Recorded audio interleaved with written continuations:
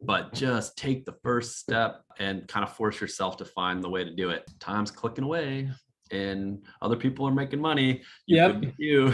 Yep. I love that. Well, I think that's great advice. Take the first step, trust yourself, invest in yourself, and just get doing it.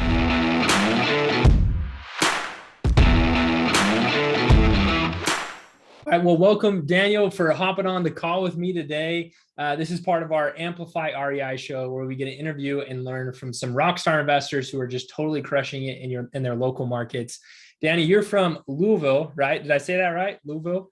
There's about 5 ways to say it, but Okay. as long as you don't say Louisville, you're probably fine. Okay, yeah. Good. I spent some time in Kansas, so not too far from there. But thank you for hopping on the call. I'm excited to be able to have this conversation with you.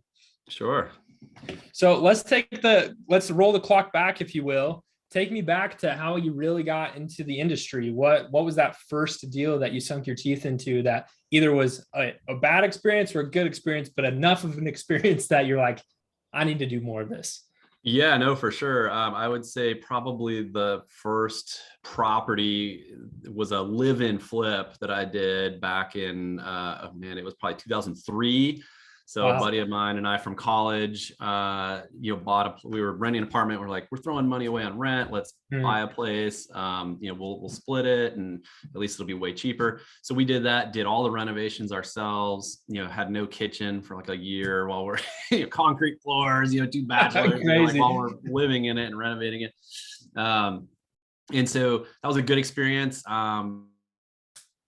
We lived there, and then eventually I moved, he moved, we sold the property. I think we made about 30 grand on it, so we, 15 each, and we lived in it, and we were paying like $500 a month, for all of our expenses. So it was half the price of our apartment. So we made out really well. We felt like that way.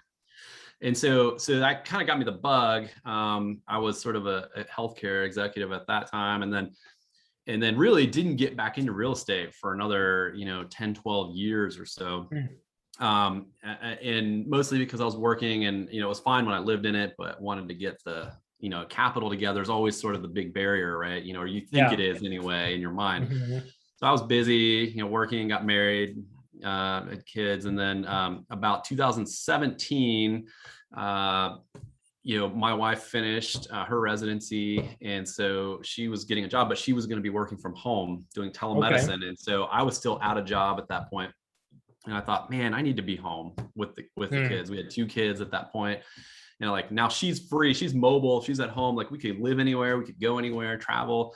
Like, why am I'm the only one holding us back here at this job. So I decided to quit and go into real estate. At that time, we had about $35,000, I think, in cash roughly to start. So I did my first deal. It was a flip. I bought it for like $70,000. I think we put about $25,000 into it, and then sold it and made about $26,000 in profit.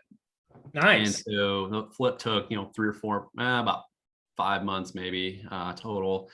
And so we're like, okay, this is awesome. Like this really works. Like we can do this, but I will say that first one, this was, not a live-in flip, which I had done before. Yeah. And once again, in between that time. So this was different because like the numbers have to stand on their own. You can't, subsidize it by living in it and getting value that way, benefit. And so I was super nervous and like watching every expense and every penny and like checking the comps, every like 2 weeks. And like, I'm not gonna be able to do this. Is this gonna work? And so super nervous, and but then it sold. We made money. It was really good. And so then we began to look for more. And so since then, it sold, I think, towards the end of 2018. So about 3 years ago now. We've done about 11 flips since then. Nice. We have acquired like 3 rentals, and then 1 property that I'm turning into an Airbnb hopefully this weekend. Cool. And then another one I'm closing on tomorrow that I also plan to turn into an Airbnb. So we'll have 5 properties we'll hold, in some sort of short-term or long-term rental capacity, and then look to do flips, of course, as it makes sense. So that's kind of sort of the overview of what I've been doing here in town. And then back in March or April or so, I had been getting all my deals through other wholesalers, Yeah. or finding some gems on the MLS and just kind of struck right when it was there, and was able to kind of get it without before too many other people could see it, I guess. I don't know, but so I was like, maybe I'd always thought about wholesaling, but like, well, that's not really my niche. I don't have the time to do the mailing of the the yellow letters and putting out the bandit signs everywhere, and and chasing these people down and harassing them and like trying to get a sale and spending lots of money and not being able to do it. It just wasn't really sort of in my mix. Yeah. And then I ended up seeing the Amplify ad on my Facebook feed, and I was like, that could be helpful, because if I had someone that could do all that stuff in the background, for me, and deliver some people that were actually pretty interested or motivated, like I feel like I could probably take it to the finish line, from there, hopefully, right, and make it worth it. And so in April, I signed up with you guys and did that, and it's been good so far. I've gotten a lot of activity, a lot of conversations, a lot of properties I've gone and viewed. We've closed 2 deals, and I think I've got like 2 under contract now, that we're ready to. I'm looking for buyers actively right now for. So sweet. That's awesome, man. Well, so it's been helpful. Yeah. I got to give credit for taking the gumption, I guess you could say, for quitting your job and just betting on yourself. And I do want to ask a follow-up question there. Sure. What did your wife think? Like, was she all board? Because she just, she now maybe has more of a secure job. You could say she's working from home, and right. You come home like, I'm going to quit and go into real estate investing. I'm sure it wasn't like that. I'm sure there was a lot more conversations, but. Well, I would say I have the most amazing wife ever. She was not only did she not give me any grief or shade, but actually actively encouraged me to do that. I probably was the one who was holding on to my job, and she's like, no, you need to come home. Like, we want you here. Like, we want you to, to be able to be with the family. And so she actually was the one pushing me. That's awesome. To kind of do it. And she comes from a family, like her parents have a bunch of rentals, like her brothers do rentals. Both of her brothers do, actually. And her sister and her sister's husband have rentals. And so it's kind of in their family blood. She already knew, the deal with that, like, in the benefits of real estate. So she actively pushed me to get to it. So. That's awesome. That is way cool. Well, credit to her then, man. You're the one sitting on the fence, and she pushed you off of it. So that's awesome. But obviously you had to execute, and that's impressive. I'm sure. I could not imagine. I'm a father of 2 little boys. I have a 2.5-year-old and a 6-month-old. Oh, wow. Congrats. I could not imagine like that first deal. Just like, I would be pinching pennies, like super stressed. Like, I'd quit my job. Like, it has to work on this first one. At least that's how I would be feeling. So congrats on getting that first one done, making some money. And then it sounds like you've just been all in since. Sure thing. And I will tell you this as well, about that concept of being all in. So we'd done a like maybe 2 flips, I think, or 3, maybe 3. I don't know. It was 2 or 3 flips. So kind of early in. And the home we were living in, we owned and had been there like 3 or 4 years. And I had, from my earlier live-in flips, had kind of been rolling the equity into those. So we'd put a lot down on it. And I'm sitting there thinking, I'm like, man, we've probably got like $200,000 of equity in this house. Like, what could I do with that? Like, getting this real estate going. And again, my amazing wife I said, like, what if we just rented, sold this place, and like really got the fire going, And she was a little more skeptical about that, but ultimately agreed to do that. Wow. And to boot, right, we moved about 3 weeks after our 3rd child was born. Don't recommend that. But we moved, and then that really kind of really fueled that quite a bit, for sure. And then the place we started renting, we bought it from our landlord probably about 2 years later after that, Nice. but at that point we had really gotten the skids greased a little bit in terms of some of those flips going and things. So That's awesome. but yeah, all in. So it was all in, man. Well, that's really exciting. I'm sure there's lots of people that can learn from that where, well, we have lots of investors that will come through on Amplify and they still work full time, and they'll use the systems, they'll use the lead managers, and they'll make it work. But they're really pushing to where they could do it full time. And a lot of people aren't fortunate enough to have, a 2-income home. So it's a little bit, stickier for them, but still it's for sure. I think you find some traction when you invest all in on yourself, all in on your business, and you kind of force yourself to perform, right? You force yourself, like there's no plan B, there's no option two, I guess you could say. It's like, I got to make this work. And when you do that, it does force you to show up, or else, you're in trouble. Yeah. So that's really awesome. I hope some people can learn from that. So rolling forward again, coming back to present day, the last few months you've been working with Amplify, you've been having sellers fill up your pipeline. And you said you've closed 2 deals. Have those been flips, wholesales? What have you done with those 2? One I actually ended up flipping myself. Okay.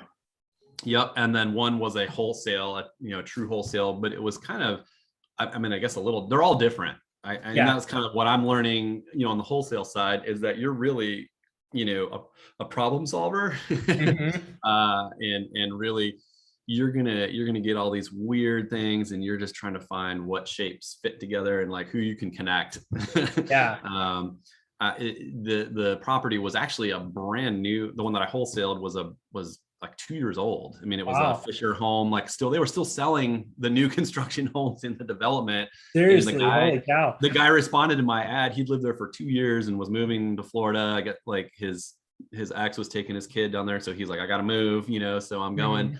And he called me, and I started talking to him, and I'm like, why don't you just list this to the realtor? The market is so hot. Like, you'll sell this in a minute.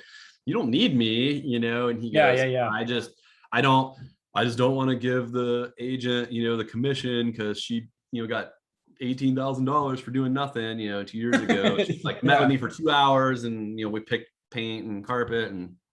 And so I'm like, oh, that's fine. Like, I'll be happy to try. I said, and so he agreed, and I did an option contract. And then this is where I would say, to do this, it takes grit, because I was like, man, this isn't fit the model that I'm like was expecting. I'm like, I'm expecting to put this out to other investors, and then they're gonna, kind of do this, and like, no investors are gonna buy this, because he wants to get, as he should, too much money, to resell this. I'm like, so who's my target buyers here? I'm like, it has to be other end buyers. So I'm like, okay, well, I'm gonna start calling realtors and be like, hey, I got an off market deal. Add your fee on top. This is our price, and see where we go from there. And so my wife got a babysitter for the kids. She came down, and she's like, went through the book, and we start like checking off realtors in that community. And she's like, okay, let's call this one. And we must have called probably 10 or 12 realtors and said, here's our flyer, here's the pictures. Like, do you have any clients? Let me know. And they'll be like, okay, we'll check. And then by the time we got to a person who said, hey, one of my other agents, told me about this, like about 30 minutes ago, I'm like, okay, we've completed the loop. It's out there, And sure enough, probably within 24 hours, we got a call. And the lady said, hey, I've got clients who are looking. They've already sold their property, so they are like, they got to move in. And they looked at it, and like 15 minutes later, they wrote an offer. And so then I was like scrambling. I'm like, okay, well, how do I get this in the contract? And then how am I gonna do the assignment contract? I'm like emailing Sabrina. I'm like, do you have any like templates for this? And like, reaching out to my local title company. And like, anyway, so we figured it out and made the deal happen. So I was pretty excited about that. That is so cool. I love hearing that story, because it breaks so many barriers of preconceived notions people have. One, if it's a low equity property, I can't do anything with it. Two, if they're just looking to relocate, they're not motivated enough. 3, I've never done a wholesale deal. How do I do it? Figure Right. out a way. And it's, it's too high of a asking price. So how do I sell it? Oh, go to realtors, go straight to the end buyer instead of, Yeah. trying to sell it to another investor. I love all of that. That is an amazing little case study that I think so many people, whether experienced or new, can learn from, because you're like, I'm just going to figure this out. If the guy's willing to talk to me, I'm going to solve Yeah. the problem one way or another. And I think that's awesome. If you don't have to share, if you don't mind me asking, do you know how much you kind of made on that deal? Yeah, so I got the $10,000 assignment fee. Okay. So, and to be honest, I would definitely give credit to Brandon Simmons for this, because this was one of the ones I was kind of on the weekly call, and I'm like, I was kind of stuck. I'm like, this is my first one out of the gate, and it's like not the normal, Yeah. normal deal. So I'm like asking, and I'm pretty sure it was him or someone else on the call that was, kind of like, hey, well, you could just market this to other realtors, here's an option contract. And I think he shared his option contract with me. Mm-hmm. Or with the group. And so, I was like, and I hadn't really thought, I'm like, oh, that's a good idea, and so that's sort of kicked off. And anyway, so those are valuable calls for sure to be on if you're stuck with something, or you're trying to find your way through, it doesn't fit the mold, whatever. They know the drill super well. Yeah, I love that. I actually think I remember that one, because I remember now you were saying this guy in a new construction like was asking way too much. Mm-hmm. What the crap do I do? So that's awesome. I'm glad to hear it went full circle. You're able to close. So overall, how would you say kind of working with us at Amplify has been? How has it benefited your business? And do you feel like it's been benefited it like in any different way than you were beforehand, if that question makes sense? Sure. Yeah. No. I think they've delivered, or you guys have delivered on what I was looking for in terms of leads and opening those conversations. Obviously, you're not going to close the deals for me, Mm-hmm. which wasn't the the arrangement, right? But setting up and attracting folks who are actually legitimately ready to have conversations, and that doesn't mean every single one you're going to get a hold of. Mm-hmm. There's a lot that just don't, even though they spent 10 minutes clicking that ad and filling it out and sending it to you, you're not going to hear from them. Yep. And that's okay, or maybe not right away. Mm-hmm. The other one I didn't hear from for the first week or two, and it's like, okay, well, that's nothing's happening there. But man, behind the scenes, and again, this is why I felt like this was a good fit for me. Nikki and some of the other folks are back there, they're texting them, and the system's sending out like automatic voice calls and doing it, and you just don't know. And I remember I was actually putting a carport on one of my other flips, and I looked down and the message popped up, and one of the system was saying, hey, are you gonna be interested? Are you still interested in selling? Do you want to talk? And he said, yes, now's a good time. And I saw it pop up, and I'm like, oh, boom, there it is. Like, and I hit the dial, and he answered, and we closed the deal a couple days later. So, oh man, that's sweet. So, don't give up on those. Like it does what it's supposed to do in the background. At least I feel that way. And you'll get calls, you'll get conversations. It'll definitely happen. So, yeah, I love that. I think it shows. You've been a great example. A couple years ago, all we used to do at Amplify, we would just get the leads and we would send them over to the investor. We realized, it's not solving the whole problem. They also need help following up. They need tools to organize it.